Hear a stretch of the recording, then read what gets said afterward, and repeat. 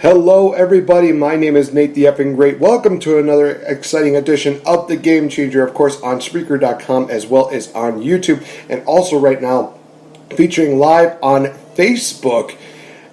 First time I've done this in quite a while. Actually, I think it's the first time I'm actually doing a dual cast right now, but I figured it's for a special occasion because we're talking about wrestling, and this week in wrestling, it's been absolutely amazing. So let's talk about some of the things that have been going on this week. One of the big headlines has definitely been big casts being released from the WWE. This past Tuesday, I believe it was, just before SmackDown aired, they released him. He was fired for public intoxication as well as, I'm trying to think of the other, unprofessional behavior.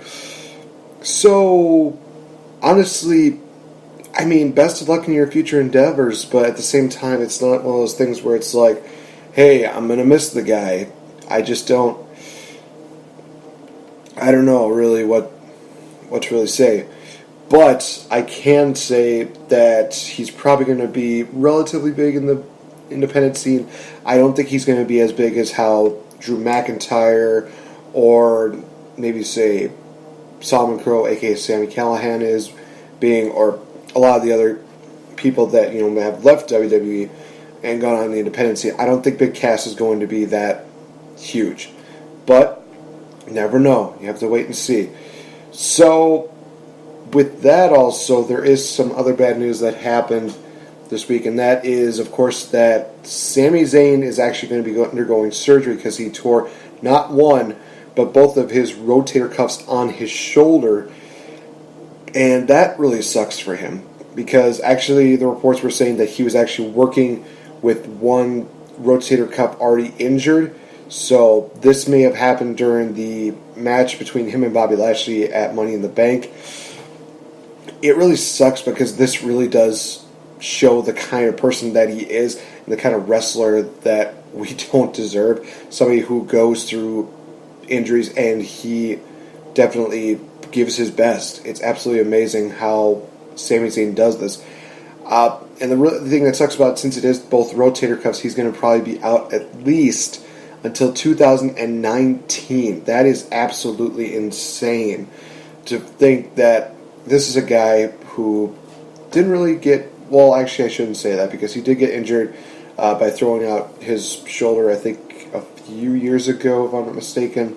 And now, not one but both shoulders are out. It's just, man, I feel bad for the guy. He definitely does not deserve everything, all that's happened to him. Another person that actually is on the injured list, at least until SummerSlam, is Charlotte Flair. She actually has to get a surgery done for an implant that I think busted, and she actually was, again, working with that because of big match money situations, obviously like the Women's Money in the Bank match. And again, it just shows how much we don't deserve great wrestlers like this. They are putting their bodies on the line, and they don't want us to really know that they were hurt.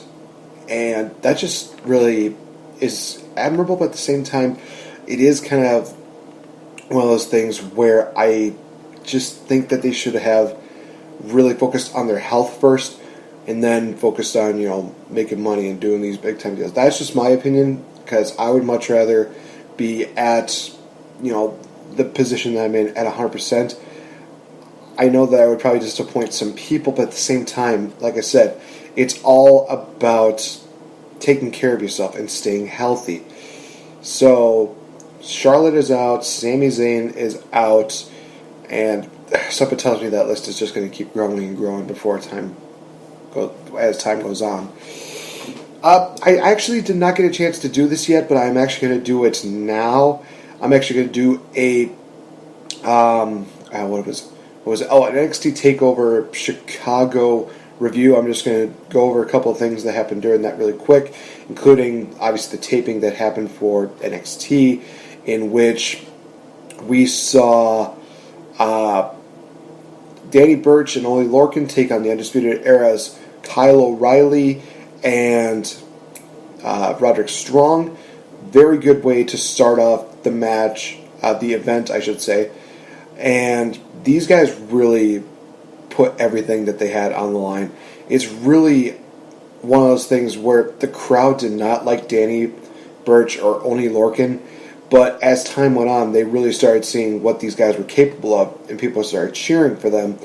But in the end, the Undisputed Era came out victorious. So, honestly, I'm going to do like we did at Money in the Bank. I'm going to do like a little bit of a letter scale. So for this one, I'm going to definitely give it a B+.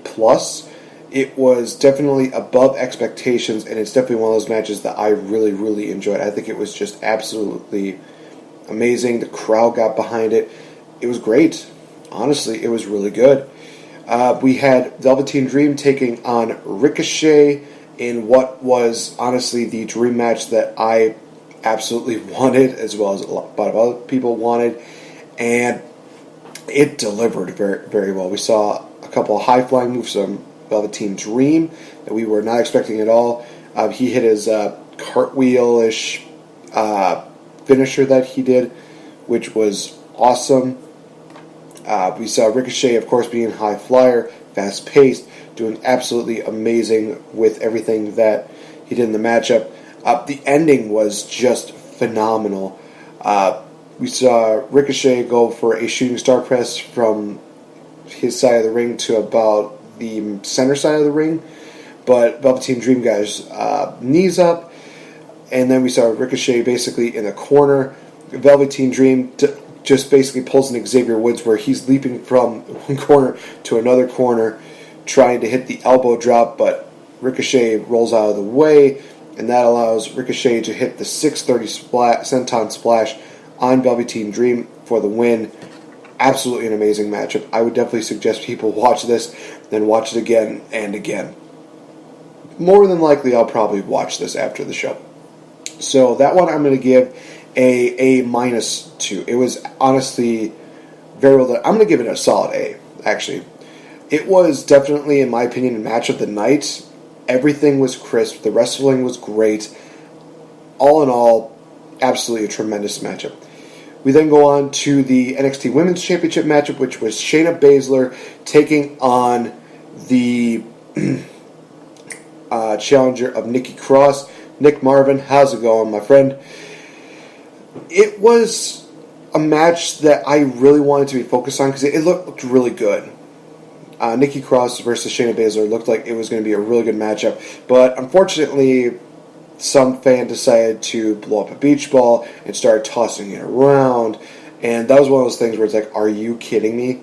You're basically spitting in the face of women by doing that. Thankfully, there was a guy that was like in the front row. He just grabbed the ball, tore it up to shreds, and honestly, guys, you have to remember that I mentioned this in my Money in the Bank reaction video. It was one of those times where the beach ball did not just show up there. It was a common theme throughout the weekend.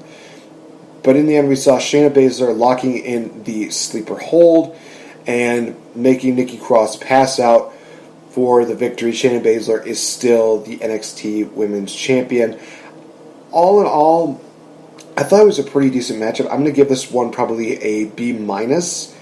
It was still a good matchup. I think it definitely did a little bit above average from what I saw, and everybody just ate up the fact that Nikki Cross just is so over, and she definitely is going to be a force to be reckoned with when she goes to the SmackDown Live roster, which she'll be joining up with Sanity, which will indeed play a factor in just a bit. We had Aleister Black versus Lars Sullivan in a subpar matchup, in all honesty. I mean, for the most part, I think it was the beginning. It was kind of predictable. Lars Sullivan would go on to dominate Aleister Black throughout the majority of the matchup. And unfortunately, we had one of the worst botches in the history of probably NXT TakeOver. Aleister Black was going for his blackout kick to the back of the head of Lars, but Lars didn't see it, and he just took this horrendous botch bump where he's just like, oh yeah, I'm supposed to fall down. Unfortunately, that did not happen. It was bad. It was it was so bad how he took it, because it was just one of those things where it's like, oh, yep, forgot I was supposed to fall. And then in the end, we saw Aleister Black hit another kick for the victory. Again, this was one of those matches where it's like, okay, there's some good hype to it. Let's see if it delivers. I honestly don't feel like it really did. I think it just, the ending really, really hurt the match as a whole. So I'm going to give this one a solid C-, just because Lars Sullivan is not one of those guys that I really just think really deserve to be in that spot.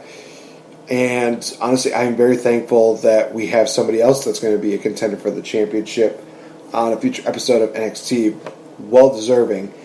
And just going to get into the main event matchup, which was the Chicago Street Fight between Tommaso Ciampa and Johnny Gargano. Now, in my opinion, this matchup just did not do as much or as well as the previous one in New Orleans. Wrestling-wise, like I said, it didn't really do much more, but I think story-wise, it definitely was a lot better. During the matchup, we see them, fighting in the crowd. We see Tommaso Ciampa take a corner of the ring and just pull it off and reveal the wood.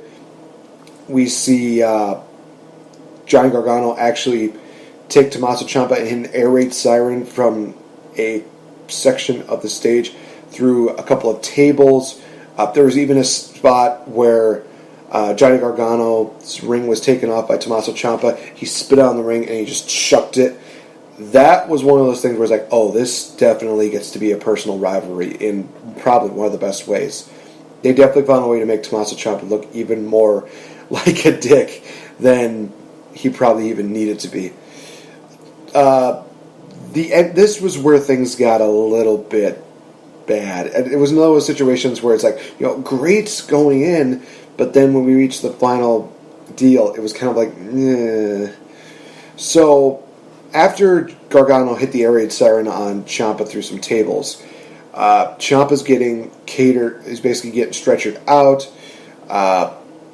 We see then Gargano grab Tommaso, throw him into the ring, lock it, put him in the handcuffs that Tommaso Ciampa introduced to the matchup. We see Gargano lock in the Gargano escape submission maneuver, and Tommaso is tapping out. He's tapping out. And the officials just come in, and they were even like road agents, I think they were. They came in, and they're just basically saying, like, no, stop it, the match is over, blah, blah, blah, blah, blah. But the match was never over because they never rang the bell. So this was just where it got really weird, because then Gargano just started beating down on people. Then Tommaso Ciampa would end up hitting Gargano with a DDT on the wooden part of the ring that was exposed. And then Tommaso covers Gargano for the 1-2-3, giving Tommaso the victory. One of the most evil and sophisticated things that they did to just make this match so well done was having Candice LeRae looked after her husband. There's people that are checking on Gargano. Then we see Tommaso Ciampa just going up the ramp up to the entryway, and he's got one of his hands free from the cuffs, and he's just doing that little wave deal where he's just saying, bye-bye, Gargano, bye-bye. It's one of those things where, again, Tommaso Ciampa knows how to create heat. It was really good, and this just means that we're going to get Tommaso Ciampa versus Johnny Gargano 4. A lot of people think it's going to be 3. That's only because it's an NXT Takeover deal. You have to remember that they also faced off in the Cruiserweight Classic, in which Gargano won. So really, it's kind of 2 Gargano, 1 Ciampa.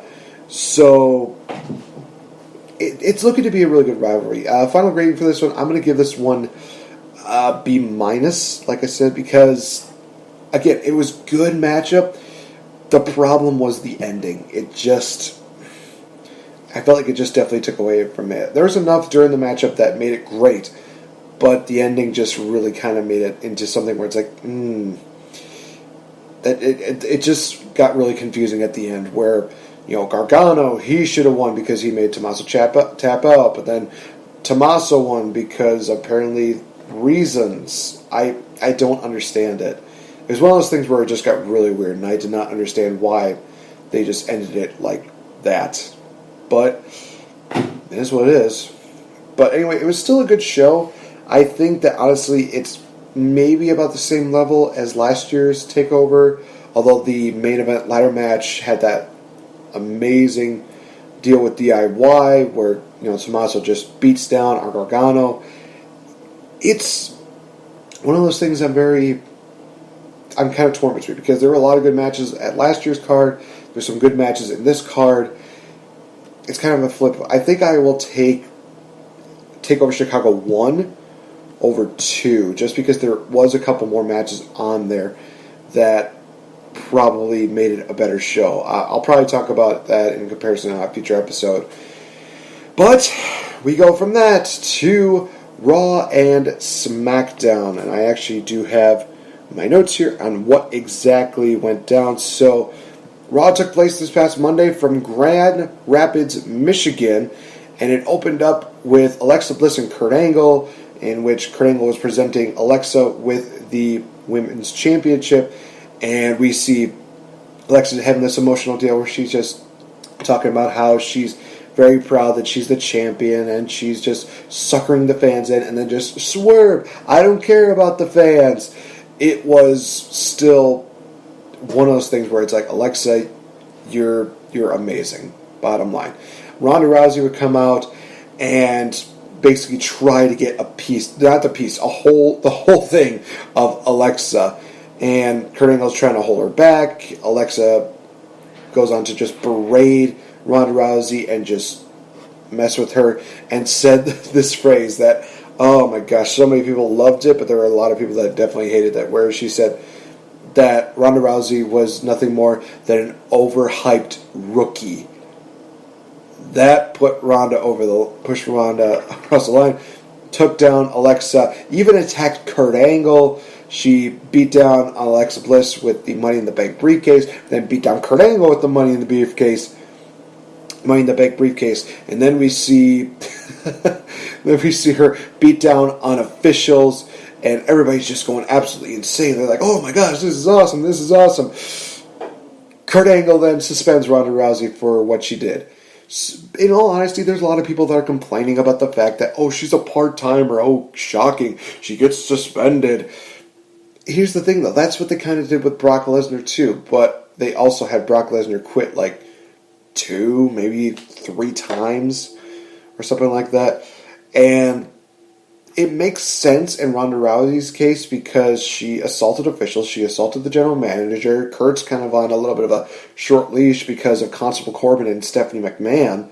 So it's one of those things that it makes sense just to have Ronda get, suspended. And I guess from another segment, Stephanie was happy. She's like, oh, you did the right thing with Ronda Rousey. It's like, you're just happy because she's gone for the time being. And you're not... and you feel like, oh, yeah, I got my revenge. Ha. That's what you get for beating me up at WrestleMania and Raw after Mania. Yeah, good comeback. Also during this segment, it was announced that it's going to be Alexa Bliss versus Nia Jax at Extreme Rules. So... this is going to be interesting. I don't know what kind of match it's going to be. I'm hoping that they do have every single match in this pay-per-view as an actual, hardcore style match, Extreme Rules match, and not some stupid stipulation like they did, I think it was last year. Yeah, it was last year where it was Dean Ambrose versus The Miz, and literally it was like, oh, Dean, if you get disqualified, you will lose the championship. It's like, this is Extreme Rules. You're supposed to be beating the hell out of each other. Why is this a stipulation? It makes absolutely no sense. But that's WWE logic for you. So, we move on to the IC title matchup in which Seth Rollins lays out an open challenge. And who would answer the challenge? Well, none other than Dolph Ziggler. A pretty good matchup between these two. And in the end, we got a shock in which we saw Dolph Ziggler actually pin Seth Rollins to become the new Intercontinental Champion, and now Dolph Ziggler is a 6-time Intercontinental Champion. After the match was over, Dolph Ziggler and Drew McIntyre, they assaulted Seth Rollins. Then they would go on a promo talking about, oh, this is the first of many championships that we are going to be getting. And then later on in the show, we get the official announcement that it's going to be Seth Rollins versus Dolph Ziggler for the Intercontinental Championship this upcoming Monday on Monday Night Raw. So, I mean, honestly, it's still one of those things where it's a major shock to me. And that's what I like about WWE is that they decide, oh, we're going in a different direction here. When they deal. And honestly, I do have a bit of a theory on what's going to happen with Seth Rollins, and I'll get to that in just a bit. So, I'm going to go through a couple other matches that happened during the show that are not exactly too worth noting. Bobby Roode defeated Kurt Hawkins, Mojo Rawley defeated No Way Jose, and Jinder Mahal defeated Chad Gable. From there, we had Matt Hardy and Bray Wyatt defeat the team of Heath Slater and Rhino, and we got one of the best segments on Raw in quite some time. That was the B team mocking Matt and Bray. Curtis Axel was dressed up like Matt Hardy, and he's doing like the whole, yes, wonderful. And we see Bo Dallas dress up like Bray Wyatt. They have this little lantern where it just turns on and off with just a switch at the bottom. It was very entertaining. And one thing that one of my co-hosts Max mentioned to me was that during this whole deal, we see Bray Wyatt actually looking very, very obviously at his brother Bo, and he just has the biggest grin on his face. It's just one of those things where it's like, okay, this is pretty awesome. My brother's finally getting some recognition. It's just one of those things where it's like, okay, this is funny. Just the B team is doing so well since they broke off with The Miz. They are turning into a bit more of a comedy deal, but it's still funny. As long as they're getting entertainment out of it, it's great. Then we go on to something that probably should not have happened, but we're getting it anyway. The Riot Squad defeated Bayley and Sasha. Before the matchup even started, Bayley and Sasha, they're kind of like, oh, everything's going to be fine, everything's good, blah, blah, blah, blah. After the loss, though, that's when things really started heating up a bit, in which Bayley is doing this whole deal where she's saying, I'm not finished with Sasha, and Sasha is just basically saying, just go away. And then Bayley attacks Sasha, and we see Sasha Banks, attack Bayley back. Then we go on to another deal in which Sasha Banks leaves the arena, and it's just one of those things where it's like, oh, okay, what exactly is going on here? And I did a Twitter poll, if I can actually pull this up here, in which I basically had let me see if I can find it. Here we go. I basically asked the question, who should be the heel in the rivalry we have long forgotten? And out of the 13 people that voted, 62% said that it should be Bayley, 38% said it should be Sasha Banks. So, with that being said, I do prefer more that Sasha Banks is the heel in this over Bayley, mainly because of the fact that it just seems to make more sense, and she actually fits the bill a bit more than Bayley. Having Bayley as a heel, I just don't think it really works out that well. I just don't really see it. Bayley should be more of like the role model for kids, especially for little girls. It makes more sense to have that, but unfortunately I don't think that's going to happen. I think that they are going to turn Bayley heel to try and save her career, but I don't know. I just don't see that really happening as much. First of all, also Babo, what's up, dude? Good to see you. We go into a segment with Kurt Angle in which he talks about there being a multi-man matchup to determine who will face Brock Lesnar for the title at SummerSlam. Roman come out and he's just like, I'm the one who should be fighting Brock Lesnar. I'm the one who basically beat Brock Lesnar. I'm the uncrowned Universal Champion and blah, blah, blah, blah, blah. I am Roman. This is my yard and blah, blah, blah. Kind of like that. And then Lashley comes out and basically trolls Roman hard, saying, so in the past 3 years, you've tried to beat Brock Lesnar, and you've had at least, 3-4 opportunities to do it. I've yet to have one opportunity against him. It should go to me. When this happened, then Kurt Angle announced that it's going to be a multi-man matchup, a 6-pack challenge to determine who will face off against Brock Lesnar at SummerSlam for the Universal title, that Lashley and Roman would be in it. This would draw out the Revival because they think that they deserve a shot at it. The Revival and Lashley and Roman are set for a tag team match. Not too worthwhile mentioning matchup. But the ending was actually kind of cool because Roman has everything all set up. He's doing his deal where he's doing Superman punches, and then we see him do his, whole ooh-ah. Lashley tags in, spears Dash Wilder, I believe it was, and pins him to pick up the victory for their team. And they made a big deal. It's like, oh man, the spear, that's Roman Reigns' maneuver. You have to also remember that the thing is that Lashley used to do the spear just as much as Roman did back in Impact as well as the early days in WWE. By the way, Mr. J, how's it going? So it's not one of those things where I'm like, oh, well, this is a shock to see Lashley spear somebody right in front of Roman. No, it should have really been Roman's, Lashley's finisher to begin with. It makes more sense to have that because he does it so well. If you don't believe me, go check out his matches in Impact where he faced off against Austin Aries, Jeff Hardy, Bobby Roode. So many of those matches were really good, and he hits the spear so well. It literally looks like he's going to make the guy just implode. It's very well done. But this also does bring the theory that I have when it regards to Seth Rollins, because there is 6 people that are going to be in this matchup. I believe Seth Rollins is going to be in this matchup. I think that they actually have him drop the title to Dolph Ziggler. They're going to put him in this matchup, and he could very well likely be the number 1 contender. I would actually have Seth Rollins win it, because then we can have the feud between Roman and Lashley, because I think a lot of people would like to see that more than Brock versus Roman again. Because let's face it, it's just, we've seen it already. We've seen it too many times already. You had 2 times to give the title to Roman. You didn't do it.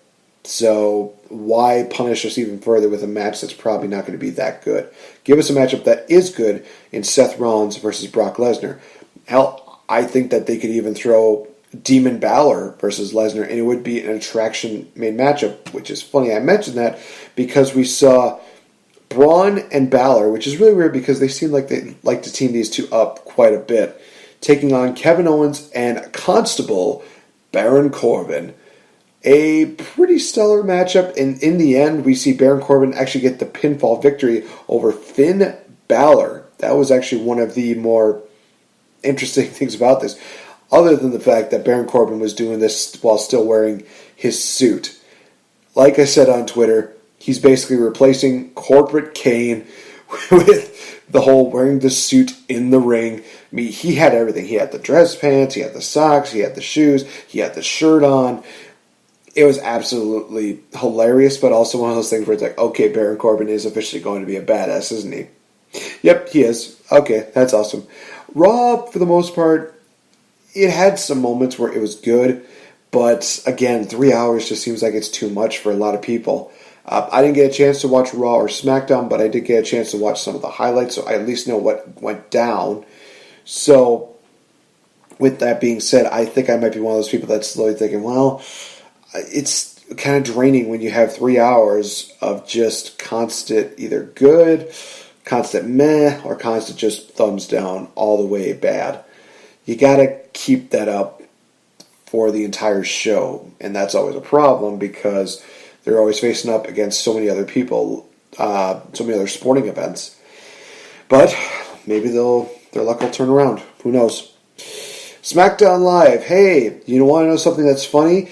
They opened up the same way that Monday Night Raw did. They had Carmella come out, where she's just basically talking about how she had these self-confidence issues and how she wants to be a role model and blah, blah, blah, blah, blah. And then she, of course, mentions, Mella is money. You've got to be kidding me. This was just... why is Carmella still champion? I don't get it. There's no appeal to her. She's not like one of the best talkers. She's not one of the best wrestlers. Why? It just doesn't make sense. I feel like this title run is going to go longer than a Jack Swagger title run, which is funny because he's going to be mentioned in just a bit. And then it got worse because then we hear Asuka's music hit and everybody's thinking, oh man, it's Asuka. She's coming out to take out Carmella. Nope, it's James Ellsworth. Literally a giant middle finger to me. I will tell you guys this, like I said on the review that I did for Money in the Bank earlier this week, I literally saw that and I thought to myself, you know what, I'm done. I'm walking. I made it as far as like the bottom of the first section of the steps before Rob actually stopped me, and I basically said, you know what, I'm not leaving. I just need a minute to just get away from this. Thank God that AJ Styles versus Nakamura was next. But this just, he comes out and he just praises Carmella, makes like, oh, Carmella's the goddess, she's this, she's that, and blah, blah, blah, blah, blah. Thankfully, here comes Asuka to take these two down a peg. And that's how the segment ended. I'm like, you gotta be kidding me. I did not, God help me. Billie Kay took on Becky Lynch in a pretty decent matchup between the two of them. Becky Lynch won with the disarm her. Why is Becky Lynch not Miss Money in the Bank? I can move on from that, but it was just one of those things where it's like, what the hell? I don't understand that. We also got some really good promos by Shinsuke Nakamura and Jeff Hardy. So Jeff Hardy first is doing like this backstage promo where he talks about how, Nakamura, you lost to AJ Styles. That is a loss that you will definitely remember. But I also have a memory of him doing the Kinshasa to my face. And he talks about how his spirit, his soul was basically damaged or broken. And he turns around and he has like the full decked out face paint. He opens his eyes and he's got like white contact lenses. So we are literally going to get Shinsuke Nakamura versus Jeff Hardy. And it's going to be awesome. I'm loving it. I'm excited, especially hearing Nakamura's response, where basically he makes excuses about losing, where he's like, I did not lose because the referee counted too fast and he counted in English. He didn't count in Japanese. Literally, I was like, what? Are you kidding me? You're making that kind of excuse? Okay, you know what? You're Nakamura. I'm okay with this. And then basically, he talks about how Jeff Hardy said that he, basically opened his eye. And he says, well, if he's not too careful and if he doesn't stay out of my way, both of his eyes are going to be closed. I'm going to let you just get that visual in your head, because I look at this and I think to myself, man, Nakamura's knees are just going to just make sure that Jeff Hardy's eyes are welded shut. It's going to be insane. We had the debut of Sanity finally after like weeks and weeks of promos, which so many people wanted to see them debut for so long. They came out and they just decimated the Usos because they're Sanity. Why the hell not? That's really all I can say about that. The Bludgeon Brothers retained their tag team titles in a rematch against the Good Brothers. This one I've been told was definitely the better matchup between the four of them. Better than the Money in the Bank matchup. So it's one of those things like, okay, cool. They actually gave tag team titles a little bit of time. So that's really cool to see.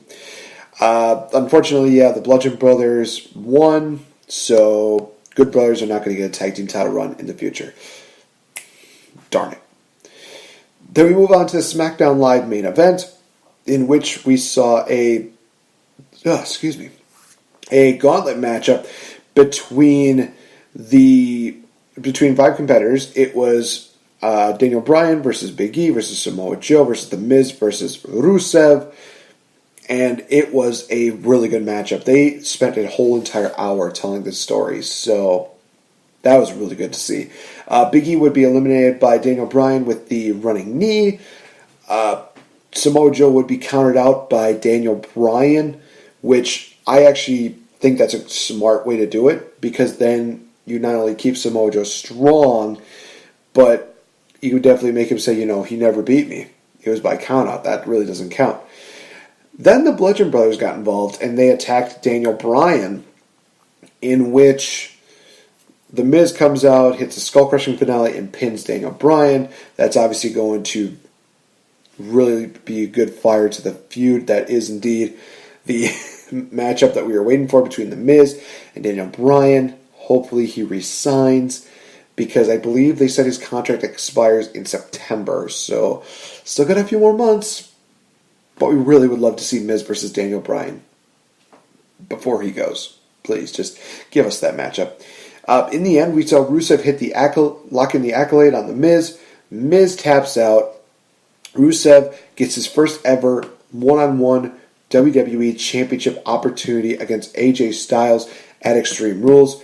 They shook hands. It was awesome. Then after that, we see Aiden English try to go for the handshake with AJ Styles, and he just did the whole, hair slick back deal, like, yep, nope. Styles punches Aiden English, and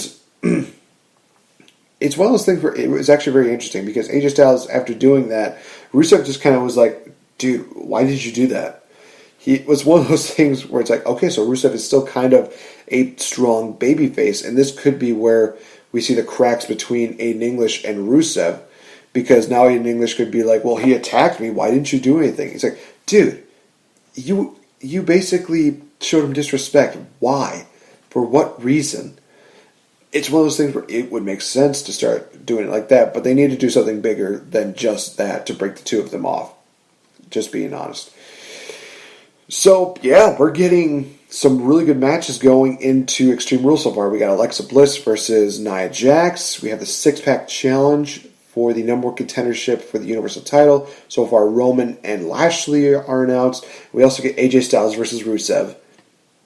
I'm excited for that. I think that's going to be a good matchup. And honestly, I've been really thinking, what could they do for those two as far as the stipulation goes? Honestly, it would be kind of cool if they went with a submission match, because then you have the Calf Crusher versus the Accolade. And honestly, it would probably even make sense, because Rusev is one of those guys who's going to think I'm big, I'm strong, I could take him down. It's one of those things I think that makes the most sense. I think the two of them could actually put on a really good matchup under submission rules. We'll have to wait and see as time goes on. Alright, so we have it next. Actually, I think that's the UK special that's next. I'm trying to think of how my order was for that. Yeah, right. It is it's the UK. Okay, so the United Kingdom Championship Tournament special that they had on Monday and Tuesday, both of which were pretty good days, to say the least. I did not get a chance to watch it entirely, but I can at least read off who won. So if you guys don't want spoilers, I would probably fast forward just a little bit. We had Amir Jordan defeating Joseph Connors in a dark match.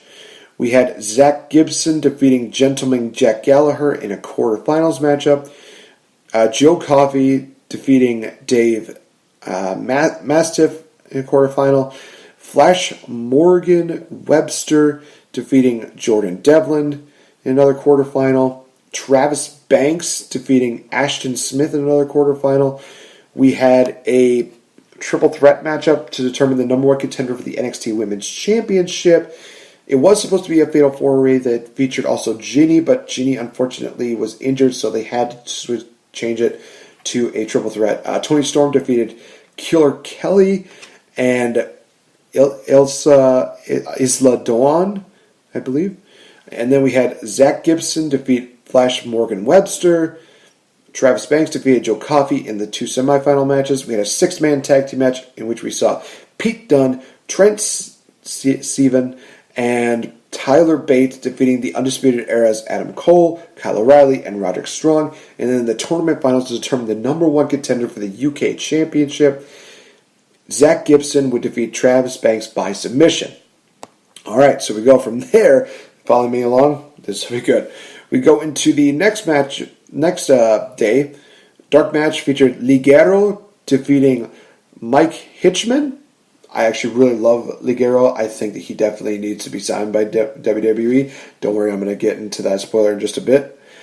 Mustache Mountain defeated the Undisputed Era.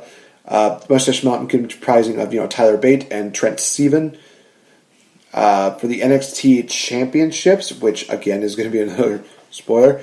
Charlie Morgan defeated Killer Kelly in a four-way matchup to determine the number one contender for the UK Championship. So you literally had a tournament to determine one number one contender, and now you have a fatal four-way to determine another one.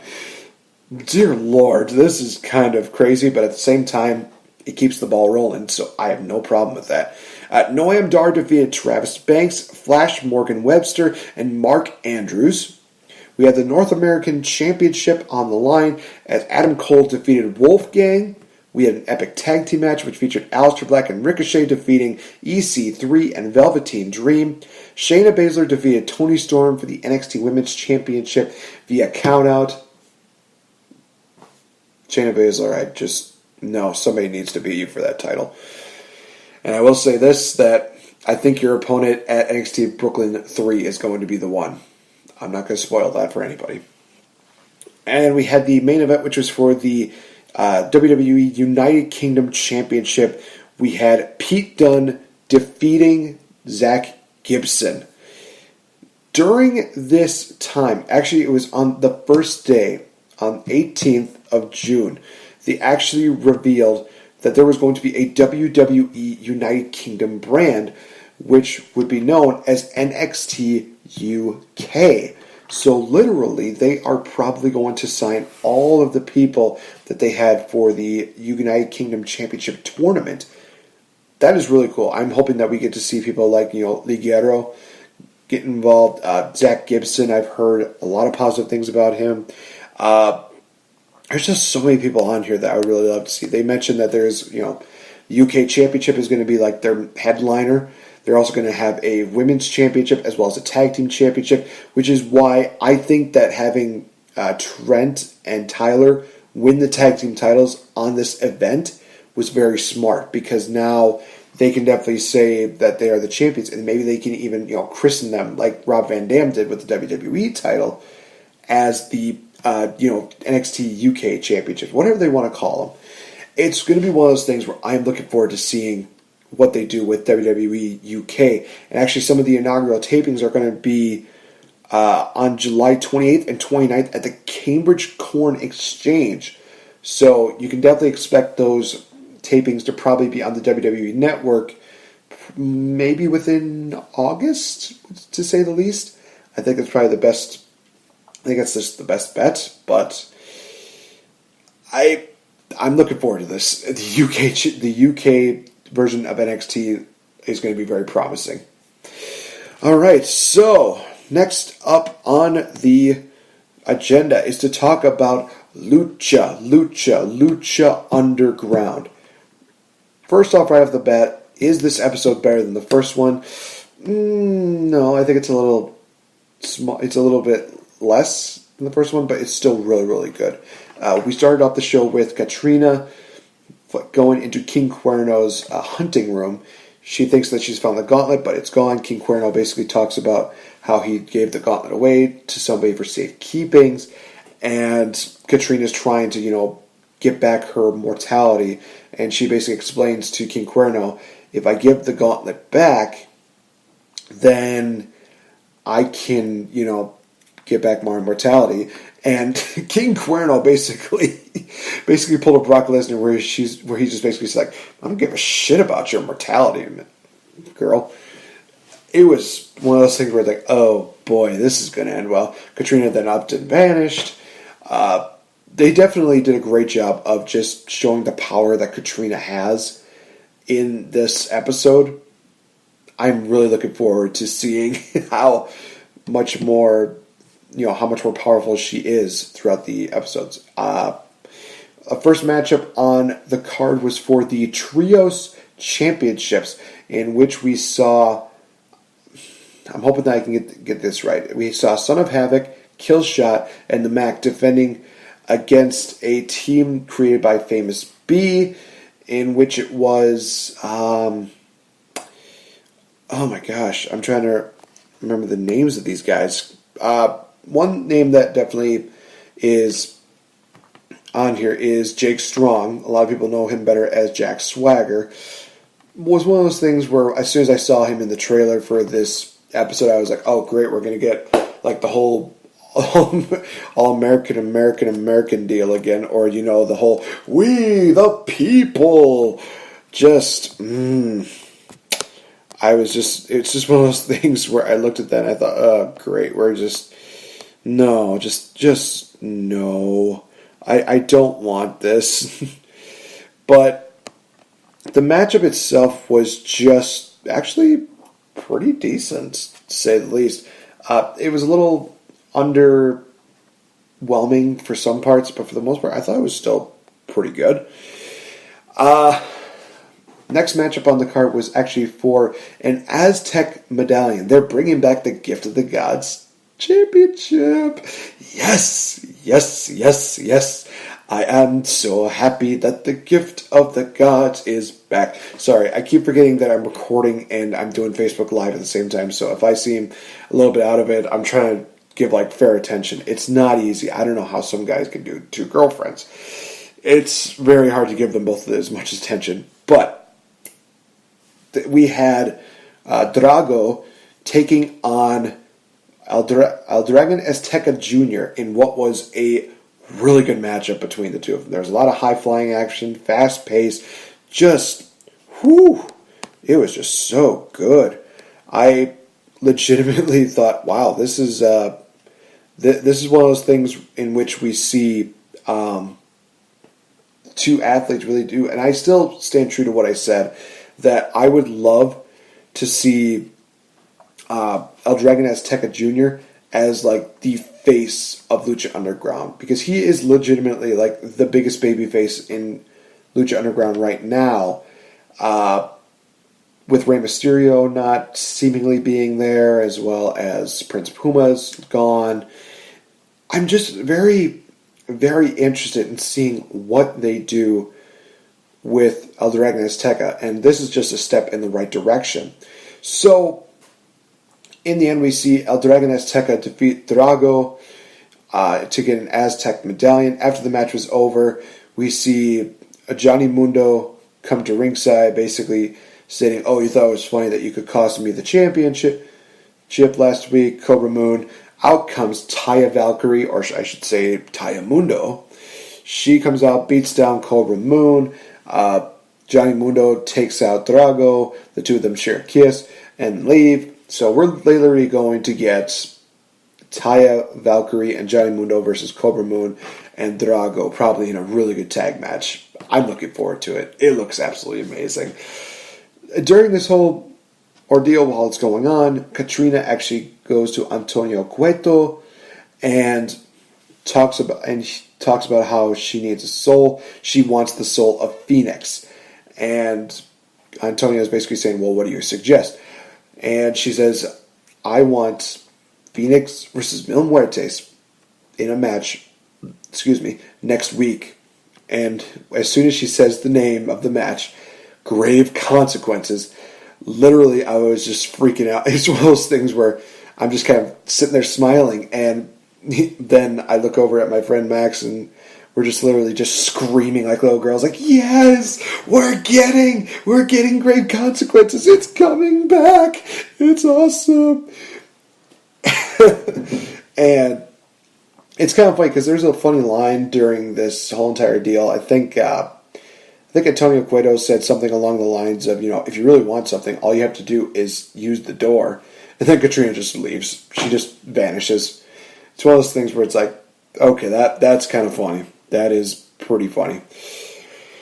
Then we had the main event, which was the Monster Matanza taking on the Lucha Underground champion, Pentagon Dark. This was a match I was looking forward to. This was a match that my friend Max was looking forward to.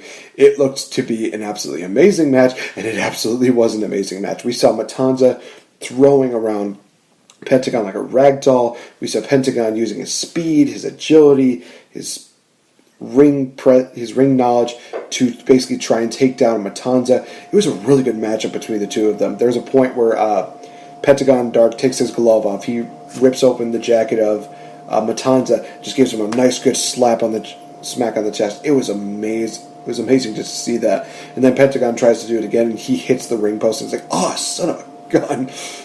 I can't really blame you. That did not seem like it would feel good.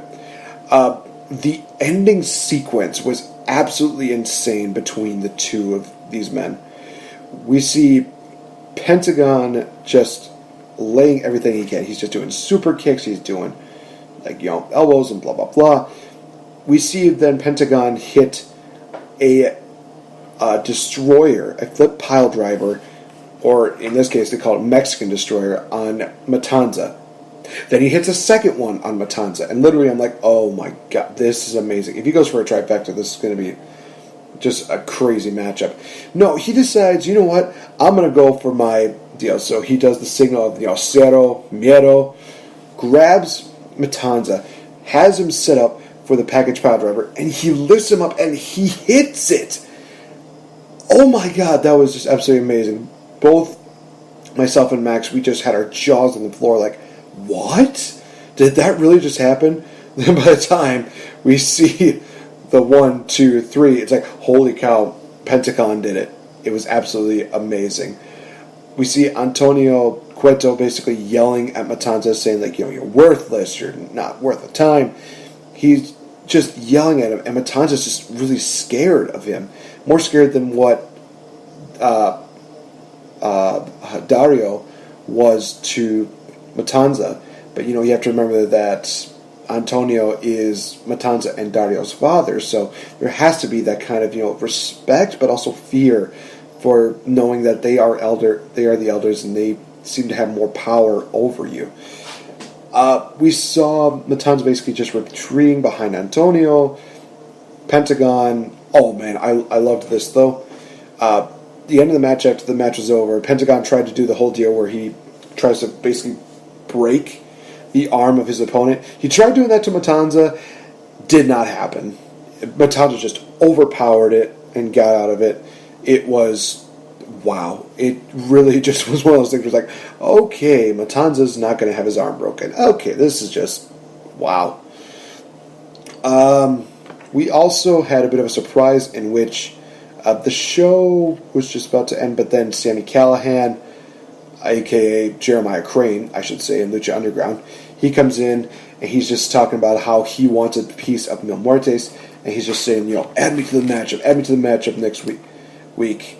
And Antonio just says, so, okay, fine, we'll make it a 3-way to the grave match. And literally I'm just like, oh, they just made this match even better. I'm okay with this. I don't know if it's going to be a deal where, you have to put 2 opponents in, or if it's just the first person to throw 1 opponent into the casket wins. I don't know. It's absolutely amazing. But also during this conversation between the two of them, they were talking about how Jeremiah is so obsessed with Katrina. It's like super unhealthy how he's obsessed with her. And Antonio basically asks, why are you so obsessed with this woman?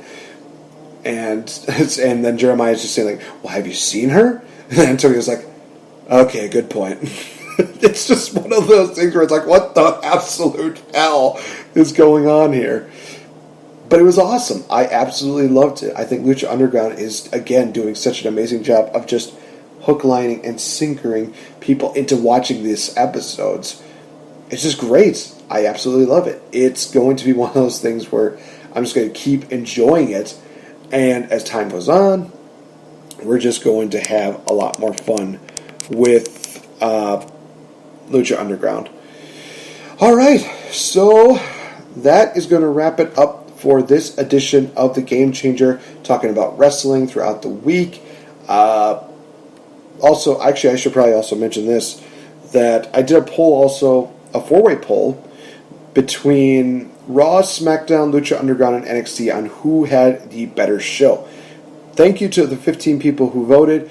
They have decided that SmackDown Live was the better show with a 53% of the votes. Then we had 33% with Lucha Underground, 13% for Monday Night Raw, and NXT with an absolute grand total of 0. I mean, NXT was just basically what I revealed on Twitter, where the Mighty lost to the War Raiders and Bianca Belair defeated Dakota Kai.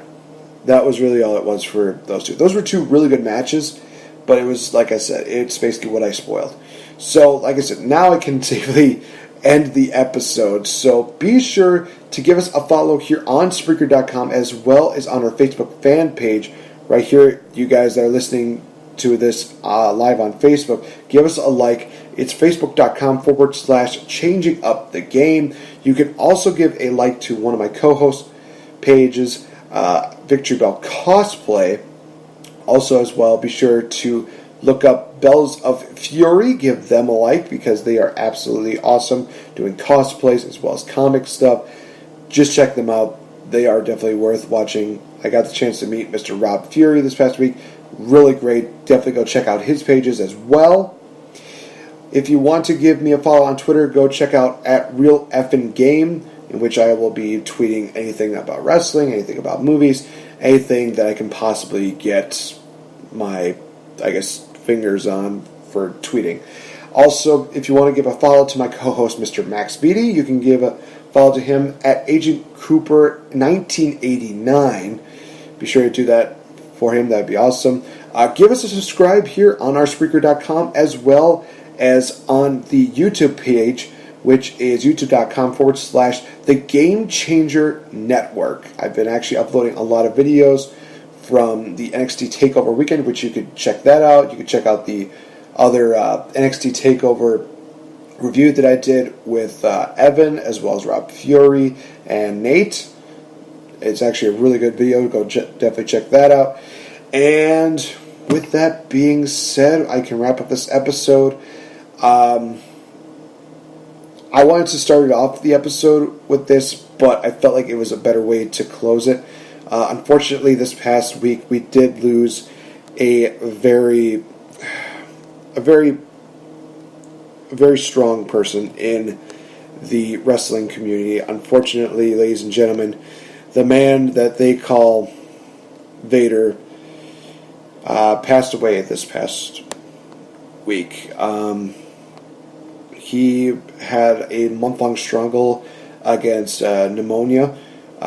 Leo Allen White will definitely be missed, and my thoughts and my condolences go out to the family of Leon White, and as well as the friends who knew him as Leon White, as well as Big Van Vader. He's definitely going to be very missed. I am hoping that he is giving that rightful spot in the WWE Hall of Fame, as well as any professional wrestling Hall of Fame. He will definitely be missed. That is, I think, the best way that I could end this podcast. So this show is dedicated to the memory of the man known simply as Vader. Thank you guys so much, and I'll talk to you guys in the next episode. Bye-bye.